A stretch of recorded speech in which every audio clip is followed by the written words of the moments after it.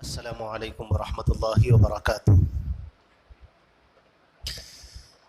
الحمد للہ وکفی وسلام علی عبادہ الذین اصطفى اما بعد فاعوذ باللہ من الشیطان الرجیم بسم اللہ الرحمن الرحیم اہدنا الصراط المستقیم وقال اللہ تبارک وتعالی قل هو اللہ احد اللہ الصمد لم یلد ولم یولد ولم یکن له کفوا احد سبحان ربک رب العزۃ عما یصفون وسلام علی المرسلین والحمد للہ رب العالمین۔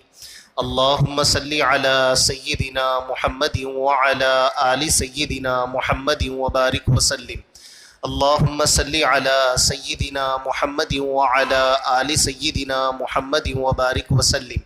اللہم صلی علی سیدنا محمد وعلی آل سیدنا محمد وبارک وسلم۔ عزت و احترام کے لائق بزرگوں، عزیز ساتھیوں،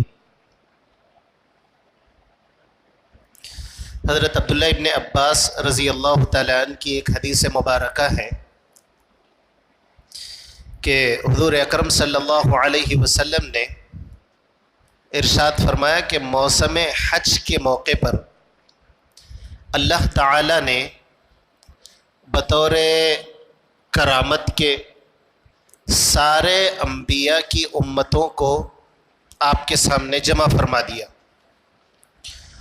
اور دوسرے امتوں کے مقابلے میں آپ کی امت بہت زیادہ تھی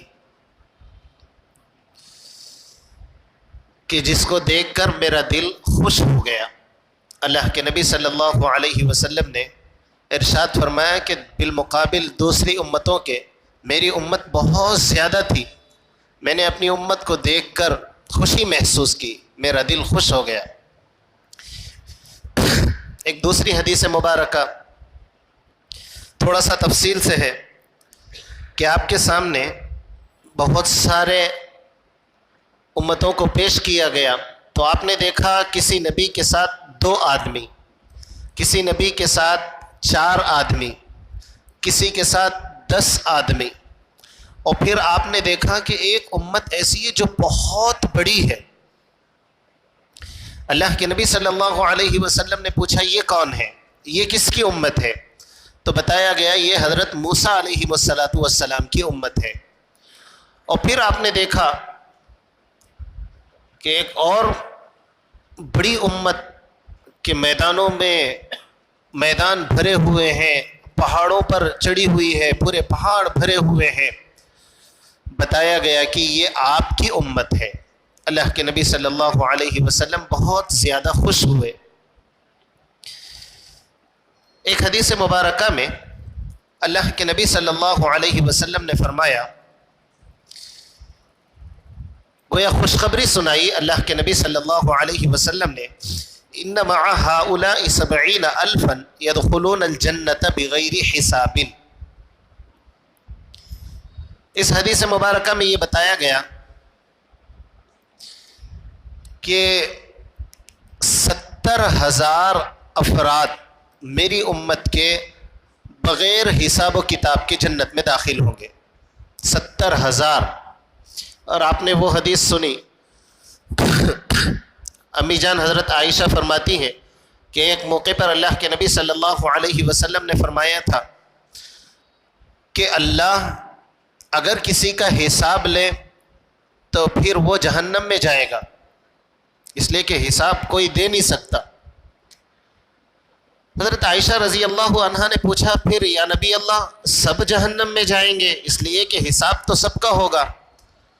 اللہ کے نبی صلی اللہ علیہ وسلم نے فرمایا حسابا یسیرا، قرآن کریم، قرآن عظیم الشان کی آیت ہے، آسان حساب لیں گے۔ وہ کیسے؟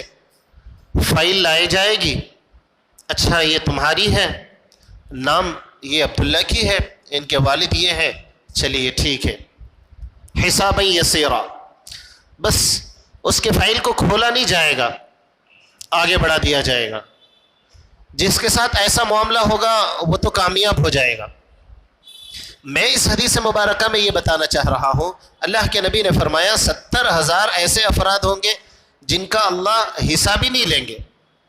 ایک سوال ذہن میں آ رہا ہوگا کہ صحابہ اکرام کی لسٹ 1 لاکھ سے زیادہ ہے حجۃ الوداع کے موقع پر، تو پھر ہمارا نمبر کہاں آئے گا؟ تو یہاں 2 چیزیں علماء نے لکھی۔ ایک تو یہ ہے، یہ 70,000 سمجھنے کے لیے مثال دی گئی، یہ بہت زیادہ لوگ جنت میں بغیر حساب کے جائیں گے۔ اور بعض علماء نے فرمایا کہ ایسا نہیں ہے، بلکہ 70,000 کے ساتھ ہر فرد کے ساتھ 70,000 ہوں گے۔ اس طریقے سے ایک بہت بڑا مجمع بغیر حساب و کتاب کی جنت میں جائے گا۔ اتنی بڑی خوشخبری کہ اتنے لوگ جنت میں جائیں گے، تو اللہ کے نبی صلی اللہ علیہ وسلم نے فرمایا وہ لوگ ہوں گے جن کے اندر 4 عادتیں ہوں گی۔ اللہ کرے کہ ہم سب کو عمل کی توفیق نصیب فرمائے۔ 4 صفت والے جو لوگ ہیں وہ جنت میں بغیر حساب و کتاب کے جائیں گے۔ ان میں جو پہلی صفت ہے، جھاڑ پھونک کرنے والے نہیں ہوں گے۔ ابھی میں اس کی وضاحت کروں گا۔ اور دوسری وہ صفت کہ داغ کر علاج کرنے والے نہیں ہوں گے، وہ داغ کر علاج نہیں کریں گے۔ تیسرے، بدشگنی نہیں لیں گے۔ چوتھے، یقین اللہ پر کریں گے۔ یہ 4 باتیں جن کے اندر ہوگی وہ بغیر حساب و کتاب جنت میں چلے جائیں گے۔ جب اتنی بڑی خوشخبری اللہ کے نبی صلی اللہ علیہ وسلم نے سنائی کہ 70,000 افراد بغیر حساب و کتاب کی جنت میں چلے جائیں گے، تو حضرت عکاشہ رضی اللہ تعالیٰ عنہ مجلس میں تھے، کھڑے ہوئے اور کھڑے ہو کر فرمایا، یا رسول اللہ صلی اللہ علیہ وسلم فادع اللہ ان یجعلنی منہ، کہ اے پیارے پیغمبر صلی اللہ علیہ وسلم آپ میرے لیے دعا کر دیجئے کہ میں بھی ان 70,000 میں ہوں۔ بس کیا تھا؟ آفر تھا۔ اللہ کے نبی صلی اللہ علیہ وسلم نے حضرت عکاشہ رضی اللہ تعالیٰ عنہ کے لیے دعا کر دی۔ جیسے ہی دعا ہوئی، دوسرے صحابہ کرام نے دیکھا موقع اچھا ہے، تو پھر انہوں نے بھی دعا کی درخواست کی، یا نبی اللہ ہمارے لیے دعا فرما دیں۔ اللہ کے نبی صلی اللہ علیہ وسلم نے فرمایا، سبقک بہا عکاشہ، عکاشہ نے سبقت لے لی۔ کیا مطلب؟ انعام وغیرہ یا خوشی میں کچھ نوازا جاتا ہے تو سب کو تو نوازا نہیں جاتا، کوئی سبقت کر جاتا ہے۔ اللہ کے نبی نے فرمایا عکاشہ نے سبقت کر لی ہے۔ ہاں، اب ہمیں سمجھ میں آیا کہ ہر امتی کو دعا کرنی چاہیے کہ اللہ مجھے بھی اس حدیث کا مصداق بنائیے اور مجھے بھی بغیر حساب و کتاب کے جنت میں داخل فرمائیے، اس لیے کہ اللہ کی رحمت وہ تو بے پایا ہے، کسی کے ساتھ بھی ہو سکتی، اس کے لیے کوئی خاص نہیں ہے، بس اللہ جس پر نظر ڈال دے اس کا بیڑا پار ہو جائے گا۔ اس لیے ہم سب کو چاہیے کہ ہم اپنی دعاؤں میں یہ دعا کو بھی شامل فرمائیں کہ اللہ، جیسے کہ ہم نے حدیث سنی کہ 70,000 افراد بغیر حساب و کتاب کی جنت میں جائیں گے، یا اللہ مجھے بھی ان میں داخل فرما دیجیے، ان میں شامل فرما لیجیے۔ اب ذرا وہ 4 صفتیں جس کی وجہ سے آدمی بغیر حساب و کتاب کی جنت میں جائے گا، ایک صفت اس میں داغ کر علاج کرنا۔ یہ کیا ہے؟ اصل میں پرانے زمانے میں، زمانے جاہلیت میں، یہ ایک قسم کا علاج تھا۔ لوگ دواخانوں میں علاج کرواتے اور جب علاج کروا کر تھک جاتے تو پھر ان کے ذہن میں یہ بات آتی، اب اخیری علاج، لوہا گرم کیا جاتا اور جس جگہ پر بیماری ہے اس جگہ پر داغ دیا جاتا تھا، اور یہ سمجھتے تھے کہ اب بیماری دور ہو جائے۔ اللہ کے نبی صلی اللہ علیہ وسلم نے ایسے علاج سے منع فرمایا جس میں تکلیف تو یقینی ہے، جیسے اگر لوہا گرم کر کے کسی کو لگایا جائے تو تکلیف تو ناقابل برداشت تکلیف ہوگی. تکلیف تو یقینی ہے, علاج یقینی نہیں ہے, پتہ نہیں علاج ہوگا یا نہیں ہوگا. اللہ کے نبی صلی اللہ علیہ وسلم نے منع فرمایا ایسے علاج سے جس میں تکلیف تو ہوگی لیکن یقینی ہوگی, اور علاج وہ غیر یقینی. اللہ کے نبی صلی اللہ علیہ وسلم نے اس سے منع فرمایا ہے. علاج میں اعتدال برتنا چاہیے, درمیانی راستے کا اختیار کرنا یہ سنت ہے. ایسا نہیں کہ سخت علاج جیسے کہ یہاں بیان کیا گیا, یا پھر بالکل ہی چھوڑ دینا کہ چھوڑو اللہ بڑا ہے, یہ بھی صحیح نہیں. علاج کروانا سنت ہے, علاج کروانا ہے, لیکن ایسا علاج جس کو داغنا کہا جاتا ہے یا اس جیسے علاج یہ مناسب نہیں. آدمی یا تو مبالغہ کرتا ہے یا بالکل پستی کی طرف چلا جاتا ہے, بس اللہ پر یقین اور علاج وغیرہ کچھ نہیں کروا رہا. اللہ کے نبی نے فرمایا جو داغ کر علاج نہیں کرنے والا ہے وہ بغیر حساب و کتاب جنت میں جائے گا. ایک صفت. دوسری صفت بدشگنی لینا. بدشگنی کیا ہے؟ بدشگنی نہیں لینے والا وہ بغیر حساب کے جنت میں جائے گا. بدشگنی کیا ہے؟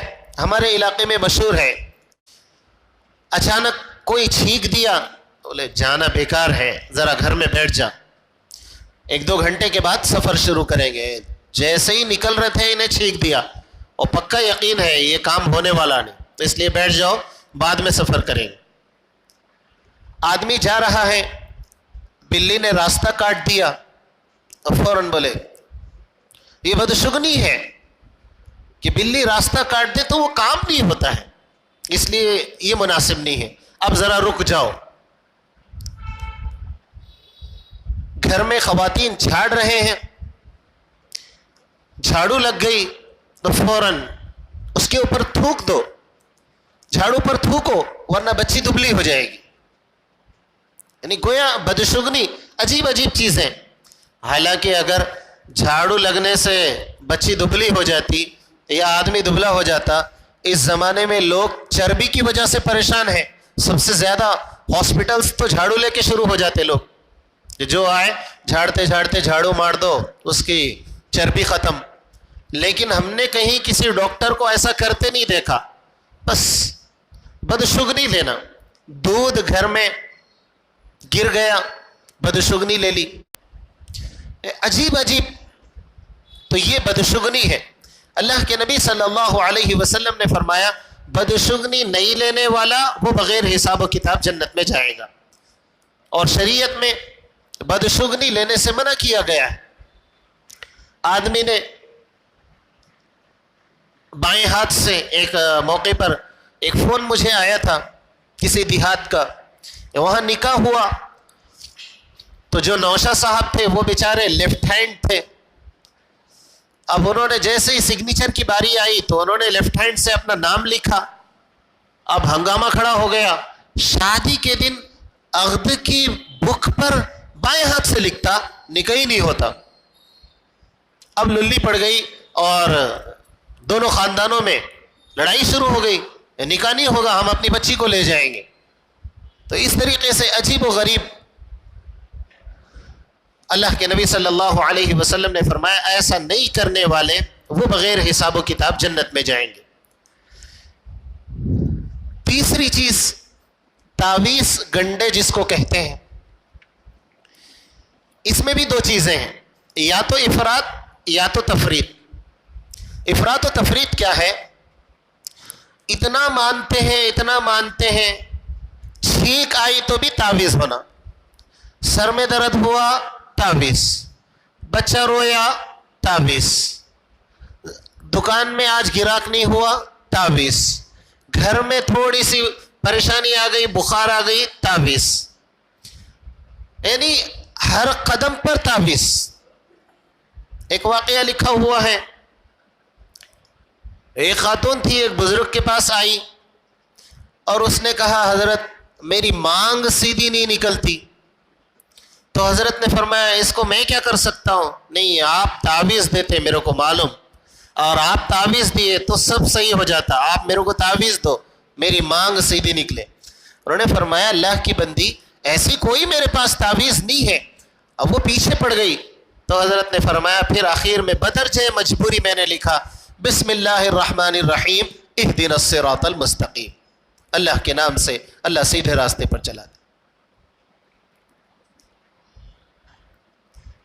حضرت گنگوہی رحمۃ اللہ علیہ کے بارے میں لکھا ہوا ہے، ایک صاحب آئے اور آ کر انہوں نے کہا کہ حضرت مجھے تعویذ چاہیے۔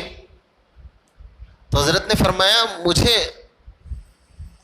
ایک بزرگ کا واقعہ لکھا ہوا ہے، انہوں نے کہا مجھے تعویذ نہیں آتی۔ انہوں نے کہا نہیں آتی ہے، غالباً عورت کا واقعہ، وہ پیچھے پڑ گئی بدرجہ مجبوری، اور انہوں نے کاغذ میں لکھا مجھے آتی نہیں اور یہ جاتی نہیں۔ اب وہ لے لیے چل دیے اس قسم کے تعویذ مجبوراً۔ اچھا، اور ہم لوگ بھی جو تعویذ لکھتا ہے عملیات کرتا ہے اس کو بہت بڑا سمجھتے ہیں، جبکہ عملیات کا کرنا اس کا نہ دین سے تعلق ہے، نہ اسلام سے تعلق ہے، نہ ایمان سے تعلق ہے۔ وہ تو غیر مسلم بھی کر سکتا ہے عملیات، مشرک بھی کر سکتا ہے، جس کو سفلی عمل وغیرہ کہا جاتا ہے، لیکن جو عملیات کرے وہ بہت بڑے بابا کہلائے جاتے ہیں۔ جھاڑ پھونک میں اکثر ہوتا کیا ہے، غیر اللہ سے مدد لی جاتی ہے۔ پہلے زمانے میں جھاڑ پھونک جو ہوتا تھا، آج کے دور میں بھی ہو رہا ہے، دو چیزیں اکثر ہوتی تھی جو کتابوں میں لکھا ہوا ہے۔ ایک، اللہ کے علاوہ سے مدد لی جاتی، شیاطین سے، جنات سے، اور دوسرے کچھ الفاظ ہے حدیث میں جس کو منع کیا گیا ہے، ان الفاظ کو مؤثر سمجھا جاتا تھا کہ یہ پڑھو تو پھر ہر پریشانی دور ہو جائے گی۔ تو یہ دو چیزیں ہیں کہ اور تعویذ کرنے کے لیے تعویذ گنڈوں سے روکا گیا، خاص کر اس کے لیے دو شرطیں لگائی گئی۔ ایک، کسی لفظ کو مؤثر سمجھنا، اللہ اثر ڈالتے ہیں، کسی لفظ میں تاثیر نہیں ہے، اور غیر اللہ سے مدد مانگنا، شیاطین سے مدد مانگی جاتی ہے۔ اصل میں ہر چیز کی کچھ نہ کچھ خاصیت ہے۔ مثال کے طور پر پانی ہے، وہ بجھانے کی صلاحیت اس کے اندر ہے، آگ ہے، جلانے کی صلاحیت اس کے اندر ہے، مٹی ہے، وہ اس کے اندر اپنی صلاحیت ہے۔ لیکن آپ دیکھیں حضرت ابراہیم علیہ السلام کو دہکتی ہوئی آگ میں ڈالا گیا پر وہ جلے نہیں۔ سمجھ میں آیا کہ آگ کے اندر جلانے کی صلاحیت تو ہے، لیکن اللہ چاہے تو، اللہ چاہے تو۔ اسی وجہ سے آپ دیکھیں یہ کوے کی بیماری بولتے ہیں، آدمی پانی پیتا ہے، پانی کی یہ تاثیر ہے کہ وہ پیاس کو بجھا دیتا ہے، لیکن اس بیماری میں مبتلا شخص اس کو کتنے گھڑے پانی پلا دو اس کی پیاس بجھتی نہیں ہے۔ سمجھ میں آیا کہ اللہ تاثیر ڈالے تو وہ اثر کرتی ہے، تاثیر ہٹا دے تو پھر کوئی اثر نہیں ہوتا۔ اسی طرح اللہ نے شیاطین کے اندر صلاحیتیں رکھی۔ اگر شیطان یا جن چاہے کہ میں امریکہ چلا جاؤں تو پھر اس کو کسی کالج کو بات کر کے یہاں سے بیٹھ کے ایئرپورٹ جانا، پھر پلین کا ٹکٹ لے کے امریکہ جانا ضرورت نہیں ہے، وہ چند لمحات میں امریکہ پہنچ سکتا ہے۔ اللہ نے تاثیر رکھی ہے، اس کے اندر صلاحیتیں رکھی ہے۔ اب یہ جو صلاحیتیں ہوتی ہیں شیاطین اور جنات کی، اس کا غلط استعمال وہ جادو ٹونا کرنے والے کرتے ہیں۔ شیاطین سے ان کی خواہشات یہ لوگ پورا کرتے ہیں، گندی چیزیں کھاتے ہیں جس کو جادو کہتے ہیں، سیکھتے ہیں یہ لوگ، اپنا خود کا پیشاب پیتے ہیں شیاطین کو خوش کرنے کے لیے، اپنی غلاظت خود کھاتے ہیں، نعوذ باللہ، اپنی غلاظت خود کھاتے ہیں شیاطین کو خوش کرنے کے لیے، اور پھر شیطان جو کہتا ہے اس پر یہ عمل کرتے ہیں اور آگے چل کر بہت بڑے جادوگر بن جاتے ہیں۔ اور پھر ہم دیکھتے ہیں کہ ایک آدمی آیا، اس نے کہا میری فلاں چیز گم ہو گئی، تو پھر چونکہ جنات بہت ساری جگہوں پر جا آ سکتے ہیں، تو جنات کے اندر کوئی علم غیب تو نہیں ہے، لیکن ہاں صلاحیتیں کچھ ہیں، تو پھر وہ ان سے گزارش کرتے ہیں فلاں چیز گم ہو گئی، اگر وہ ان کے احاطے میں ہے تو وہ لا کر پہنچاتے بھی ہیں۔ تو بہت سارے کام، تو اب آدمی یہ سوچ رہا ہے کہ یہ بہت کمال کے بزرگ ہیں، ان کے پاس گم ہو گئے سو چیز بھی ملتی۔ ایک مرتبہ بہت بڑے عامل سمجھے جاتے تھے، لوگ 50,000 ہزار روپیے دے کر ان کو بلاتے تھے۔ ایک دن ان کے ہی اکاؤنٹ سے پیسے چوری ہو گئے۔ اب یہ تو بابا تھے، جس کے پیسے گم گئے لا کے دے دیتے تھے، جو چیز گم ہو گئی لا کے دے دیتے۔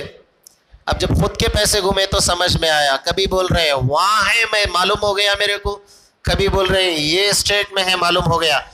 بعد میں جب تحقیق ہوئی، چور پکڑے گئے تو انہیں بازو میں ہی تھا، نہ وہ اسٹیٹ میں تھا نہ یہ اسٹیٹ میں تھا۔ تو اس طریقے کے کام پروپیگنڈے ہوتے ہیں، لوگوں کو پاگل بنانے کے کام۔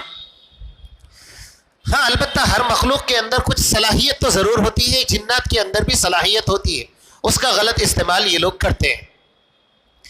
اللہ کے نبی صلی اللہ علیہ وسلم نے کچھ الفاظ سکھائے، چنانچہ پیارے نبی صلی اللہ علیہ وسلم نے فرمایا جب کوئی شخص بیمار ہو جائے تو یہ کلمات کہو، اللہم ربنا اذہب البأس واشفی انت الشافی لا شفاء الا شفاؤک شفاء لا یغادر سقما۔ اب یہ بھی ایک جھاڑ پھونک ہے، گویا آدمی بیمار ہے تو اس کے اوپر پھونکو۔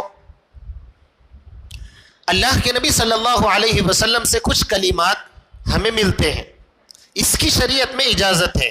تو میں نے ابتدا میں بات کہی، بالکل انکار کر دینا جھاڑ پھونک کوئی چیز نہیں ہے، یہ بھی غلط، شرک سمجھنا اور بالکل اس کی کوئی حیثیت نہ ماننا، اور تھوڑا پیٹ میں درد ہوا تو پیٹ کو الگ تعویذ، ہاتھ میں درد ہوا تو وہاں الگ تعویذ، پیر میں درد ہوا وہاں الگ تعویذ، یہ غلط ہے۔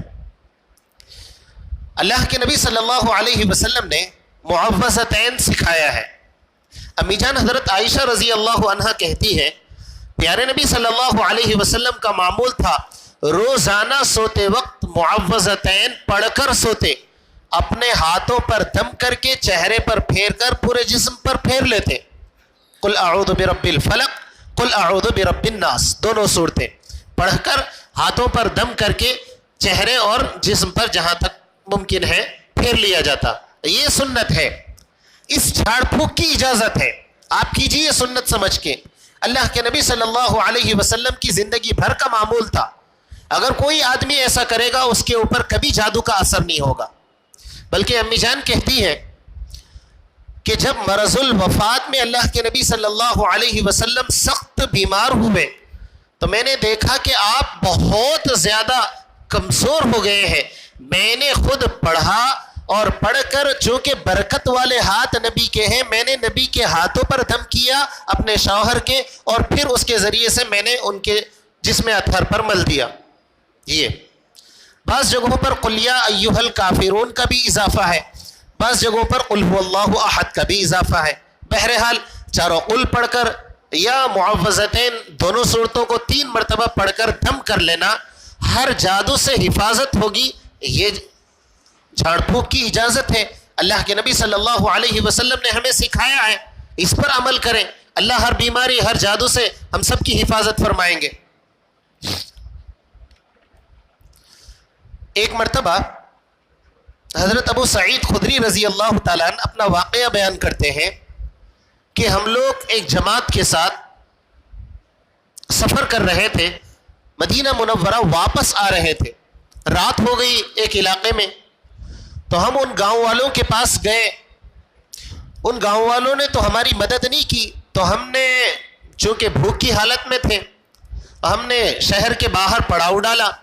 اتفاق اللہ کی کرنی ایسی ہوئی کہ اس گاؤں میں جو سردار تھا اس کو سانپ نے ڈس لیا۔ اب لوگ پریشان ہوئے اور گاؤں میں کسی کو جھاڑ پھونک کرنے آتا نہیں تھا، اور سانپ کا زہر سردار پر چڑھ رہا ہے۔ تو کسی نے کہا کہ کچھ اللہ والے، کچھ نیک لوگ گاؤں کے باہر پڑاؤ ڈالے ہوئے ہیں, ہم ان سے مدد مانگتے ہیں شاید ان کو آ جائے. تو وہ گاؤں والے یہاں پر آئے حضرت ابو سعید خدری رضی اللہ تعالیٰ عنہ کی جماعت کے پاس اور سارا واقعہ سنایا. تو حضرت ابو سعید خدری رضی اللہ تعالیٰ عنہ کہتے ہیں میں نے سوچا کہ میرے پاس تو اللہ کا کلام ہے اور اللہ کے کلام میں یقیناً اثر ہے, تو میں گیا اور میں نے دم کرنا شروع کیا اور کچھ دیر بعد وہ اثر ختم ہو گیا. انہوں نے کہا اگر تم مدد کرو گے تو ہم بکری دیں گے, فلاں چیز دیں گے, بکریوں کا پورا غلہ دیں گے. صحابی کہتے ہیں میں نے دم کرنا شروع کیا, میں جھاڑ پھونک میں نے شروع کی اور زہر ختم ہوا, انہوں نے بکریوں کا پورا غلہ دیا. اب یہ لے کر ہم آئے, لیکن سوال ذہن میں آیا میں کھا سکتا ہوں یا نہیں کھا سکتا ہوں, اس کی اجازت بھی ہے یا نہیں. تو ہم اللہ کے نبی صلی اللہ علیہ وسلم کے پاس آئے اور ہم نے سارا ماجرا سنایا, سارا واقعہ سنایا. اللہ کے نبی صلی اللہ علیہ وسلم نے فرمایا کہ اس کا استعمال تم کر سکتے ہو. سمجھ میں آیا کہ جھاڑ پھونک ہاں موقع بر موقع استعمال کیا جا سکتا ہے, اور کوئی خوشی سے کچھ دے دے تو اس کا بھی استعمال کیا جا سکتا ہے, جیسا کہ اس حدیث مبارکہ میں. اللہ کے نبی نے پوچھا صلی اللہ علیہ وسلم کہ تم نے سانپ کا زہر کیسے نکالا؟ تو انہوں نے فرمایا حضرت ابو سعید خدری رضی اللہ تعالیٰ نے, اللہ کے نبی میرے ذہن میں بات آئی کہ ہمارے پاس تو اللہ کا کلام ہے اور وہ تو بہترین اپنے اندر خوبیاں رکھتا ہے, تو میں نے سورہ فاتحہ پڑھنا شروع کیا اور دم کرتا گیا, سورہ فاتحہ پڑھتا گیا, دم کرتا گیا, اللہ نے زہر کو ختم کر دیا. اور یقیناً آپ سورہ فاتحہ کے فضائل پڑھیں. آدمی کسی جگہ تکلیف ہے, مثال کے طور پر دل پر تکلیف ہے, آپ شہادت کی انگلی رکھیں, سورہ فاتحہ پڑھنا شروع کریں, اللہ سے امید ہے اللہ اس بیماری کو ختم کر دیں گے. سر میں درد ہے, آپ سر پر انگلی رکھیں, سورہ فاتحہ پڑھنا شروع کریں, اللہ سے امید ہے اللہ اس درد کو ختم کر دیں گے. جسم میں کسی پر بھی کہیں تکلیف ہو, آپ سورہ فاتحہ پڑھتے جائیں, دم کرتے جائیں, اللہ تعالیٰ اس بیماری کو ختم فرما دیتے ہیں. سنت ہے, سنت پر عمل کی نیت سے موقع کا استعمال, موقع پر سنت پر عمل کرنا چاہیے. تعویذ کے کچھ مسنون کلمات بھی اللہ کے نبی صلی اللہ علیہ وسلم نے سکھائے ہیں.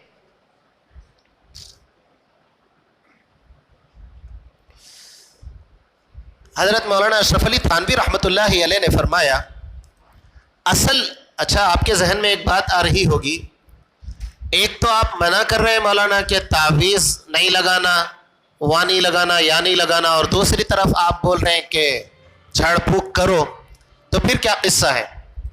میرے بھائیوں, اللہ کے نبی صلی اللہ علیہ وسلم سے تعویذ ثابت نہیں ہے. آ رہی نا بات سمجھ میں؟ اللہ کے نبی صلی اللہ علیہ وسلم سے تعویذ ثابت نہیں ہے.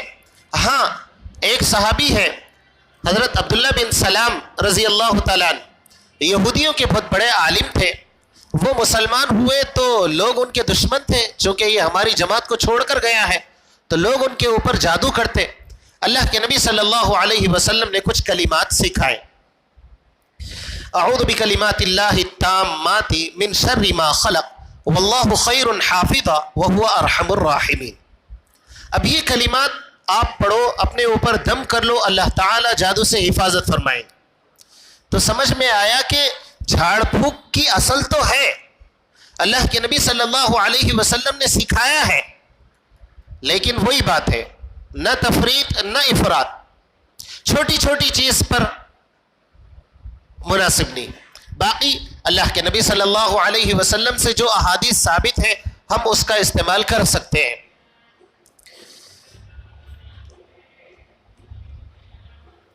ان کلمات کے بہت سارے فائدے بھی علماء نے لکھے, 2-3 فوائد میں آپ کو بتاؤں. آپ سے میں نے یہ کہا کہ اصل تعویذ کا رکھنا نہیں ہے, اللہ کے نبی صلی اللہ علیہ وسلم سے تعویذ ثابت نہیں ہے. پھر کیا ثابت ہے؟ اللہ کے نبی صلی اللہ علیہ وسلم سے پڑھنا ثابت ہے. آپ سورہ فاتحہ پڑھو اور دم کر لو, آپ ان کلمات کو پڑھو, اعوذ بکلمات اللہ التامات من شر ما خلق واللہ خیر حافظا وہو ارحم الراحمین, ان کو دم کرو. معوذتین پڑھو, اور ان کو اپنے اوپر دم کر لو، یہ حدیث سے ثابت ہے۔ البتہ حضرت عبداللہ ابن عمر رضی اللہ تعالیٰ عنہ فرماتے ہیں کہ میں نے اپنے بڑے بچوں کو تو یہ سکھایا ہے ان کلمات کو، لیکن میرے جو چھوٹے بچے تھے جو پڑھ نہیں سکتے تھے، میں نے تعویذ بنا کر ان کے گلے میں ڈالا ہے۔ تو یہ صحابی سے سمجھ میں آتا ہے، ان صحابی کی روایت سے، کہ معصوم بچہ ہے، پڑھ نہیں سکتا، اس کے گلے میں تعویذ ڈالی جا سکتی ہے۔ لیکن جو بچہ تھوڑا سا بڑا ہو گیا اب اس کو پڑھنے آتا ہے، یا جو نوجوان ہے، یہ لوگ تعویذ نہیں ڈالنا چاہیے۔ تعویذ کا استعمال جس حیثیت سے ہے اسی حیثیت سے کرنا ہے۔ تو صحابی روایت کرتے ہیں کہ میں نے اپنے چھوٹے بچے کو گلے میں ڈالا ہے۔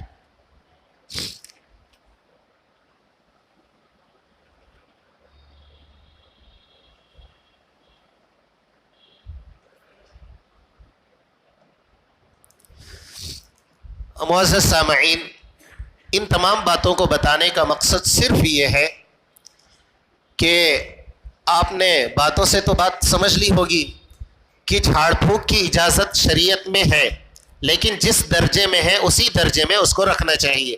ایک عامل کا واقعہ سنا کر میں اپنی بات کو ختم کروں کہ کتابوں میں لکھا ہوا ہے، مسجد کے باہر جیسے آپ دیکھتے ہیں ہر نماز کے بعد کوئی آگے کھڑے ہو گئے کہ ہم بیمار ہیں، آپ ہمارے اوپر دم کر دیجئے، کوئی پانی لا لیا۔